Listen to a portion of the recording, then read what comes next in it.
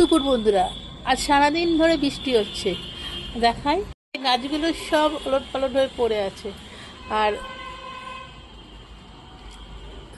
দুপুরে বানিয়ে ফেলেছি গোবিন্দভোগ চালের খিচুড়ি, আর এখানে আছে পেঁয়াজি, আর এটা আছে পটলি, আর তার সঙ্গে আমের চাটনি না করে এটা তেঁতুলের আচারটা।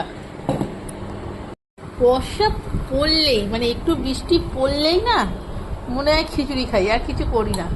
আর তাছাড়া খিচুড়িতে না বেশি কিছু লাগেও না, খেতেও ভালো লাগে, আর তাড়াতাড়িও হয়ে যায়। একটা বড় লঙ্কা দিয়েছে আমাকে দাদা,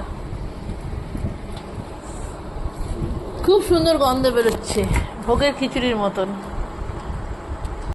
এই যে আনা, একটু চাটনি নিয়ে নিই পাশে।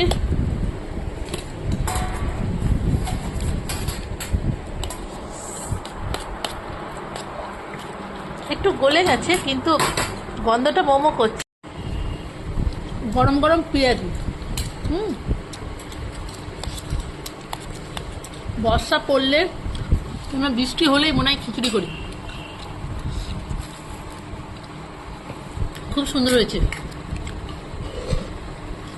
তার সঙ্গে একটু চাটনি।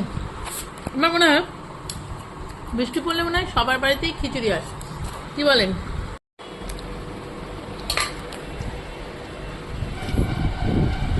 এই যে ছেলে দাদা সবাই নিয়ে নিয়েছে।